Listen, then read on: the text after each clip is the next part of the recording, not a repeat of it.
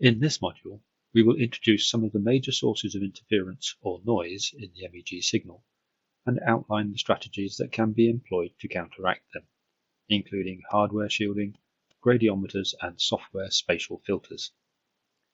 MEG signals are very weak and often masked by interfering signals from environmental noise sources present at most MEG sites.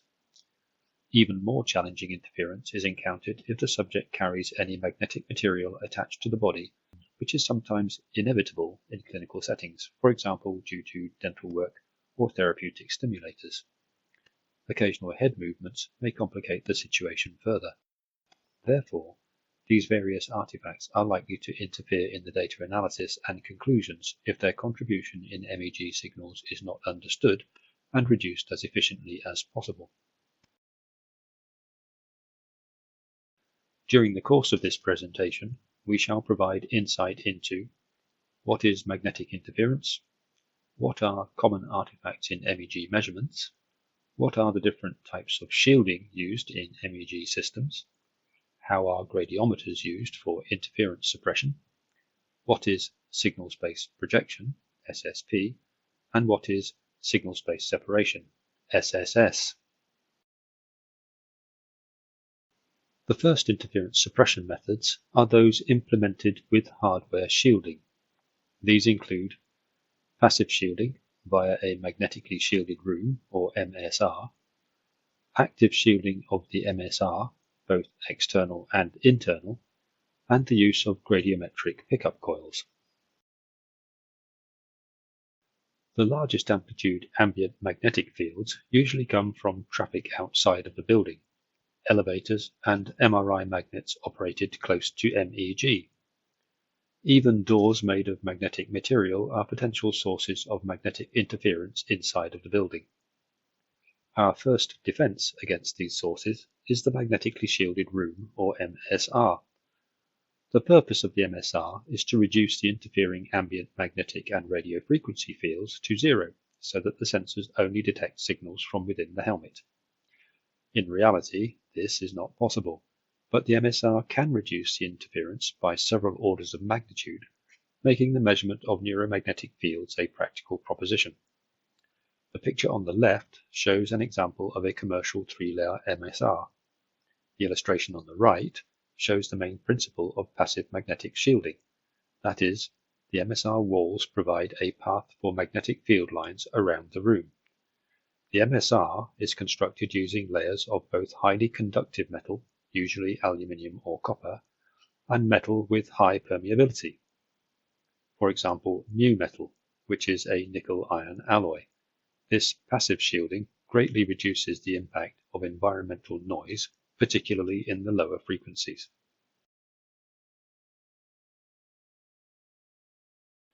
In addition to the passive shielding, MSRs have also been developed to actively counteract ambient magnetic sources, either by employing external or internal active shielding. In external active shielding, often called EAS, a 3-axis flux gate detects the ambient field outside the room and controls the current supplied to coils on the outside of the MSR, which counteract this field. This is called feed-forward active compensation. In internal active shielding, or IAS, sensors on the MEG helmet detect the local field inside the room and, via a feedback loop, control currents on coils inside the walls of the MSR to maintain the field at the helmet at zero. Active compensation using this method does distort the measured signal, but this can be recovered in post-processing using a technique called SSS, which will be covered in detail in another lecture. Another hardware method for suppressing magnetic interference is the use of a gradiometer. The most basic magnetic sensor used in MEG is the magnetometer. A magnetometer is essentially a loop of wire in which a changing magnetic field induces a current. Magnetometers are quite sensitive and have a broad lead field. This means they will detect relatively distant sources. However, because they have a broad lead field, they also have very poor interference suppression. Another sensor that has been in use since the very beginning of neuromagnetic studies is the gradiometric pickup coil. These coils filter out the interference from the background field. An axial gradiometer consists of two oppositely wound coaxial coils, while a planar gradiometer has the oppositely wound coils in the same plane. Since the loops are oppositely wound, the uniform magnetic fields of the environment induce an equal and opposite current in each loop of the coil. These effectively cancel each other out, so the ambient noise is virtually eliminated. A carefully manufactured and balanced gradiometer can attenuate homogeneous fields by as much as a factor of 1000. Now our hardware is optimized to deal with the ambient noise as best we can. The next step is the measurement preparation. Careful measurement setup is always a good idea.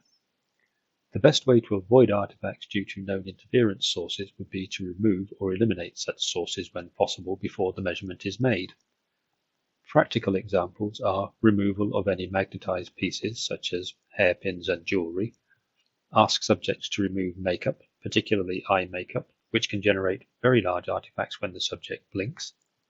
Subjects should either be changed into surgical scrubs or similar clothing with no metallic fasteners, or asked to remove any items of clothing that may have them. Carefully consider the placement of equipment in the MSR and grounding of stimulated devices and cables, etc., to avoid the introduction of unwanted disturbances.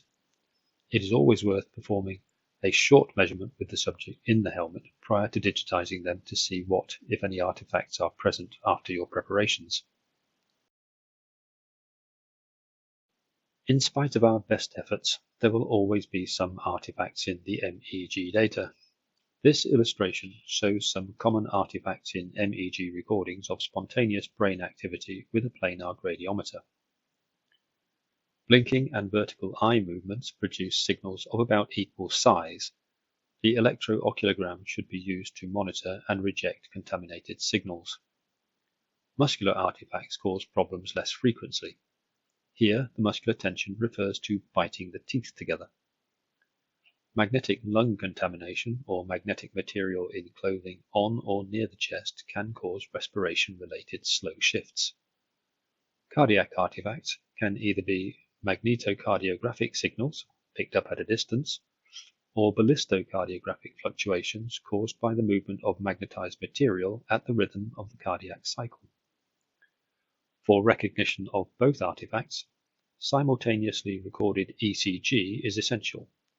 The magnetocardiogram coincides with the ECG, whereas the main peak of the magnetic ballistocardiogram is broader and lags the QRS complex by several hundred milliseconds.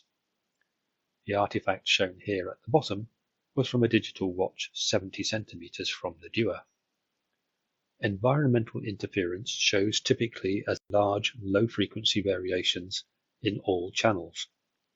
Sometimes, power line noise can mask the MEG signals, and it is typically reduced by low-pass or notch filtering even during data recording.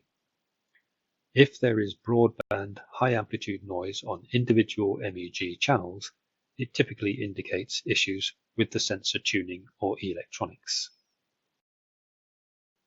So far, we have seen that by careful setup and optimized hardware, we can greatly reduce the effect of external magnetic fields, traffic, elevators, etc., and avoid some others like eye makeup and jewelry.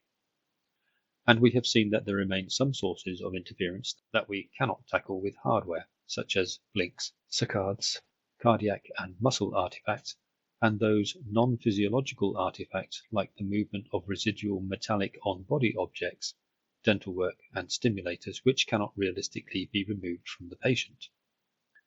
Also, the recorded MEG signals will contain sensor noise related to the squids and their readout electronics. Particularly, occasional flux traps in unshielded squid sensors can cause sharp, step-like sensor artifacts. All of these remaining artifacts can be greatly reduced by the appropriate use of software shielding, post-processing methods. These methods are covered in detail in other presentations, but here we will briefly introduce them and their use. The next method for suppressing interference is by using software shielding. There are a number of ways in which MEG data can be post-processed to address artifacts. Here we introduce the three types that will be covered during your training. Signal space projection, or SSP. During installation of the MEG system, an empty room recording is used to generate a noise profile. This profile represents the spatial interference patterns originating from external sources and penetrating the shielded room. Such an empty room measurement is required for each measurement position of the probe unit and status of the internal active shielding if present. In all subsequent measurements, a noise cancellation factor exceeding 1000 can be obtained by projecting out, subtracting these spatial interference patterns from the measured data. The SSP method does not introduce bias to source localization and does not add any noise to the signals. The brain signal is slightly distorted by the projection operation, but this can be taken into account in a simple manner in the subsequent signal analysis. These SSP projectors are very stable over time, with noise reduction factors of 100 being achieved even several years after the original recording.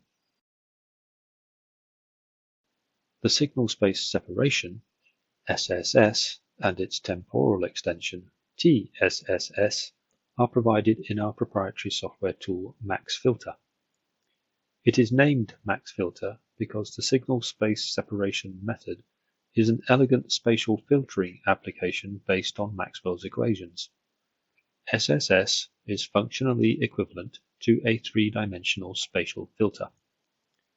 The measured signal is decomposed into spatial components arising from within the helmet, green, from outside of the helmet, red, and in the volume between those two, shown in white. Only the signal components arising from the green sphere are retained, thus filtering out the unwanted noise. The most important application of SSS is the external interference suppression or software shielding.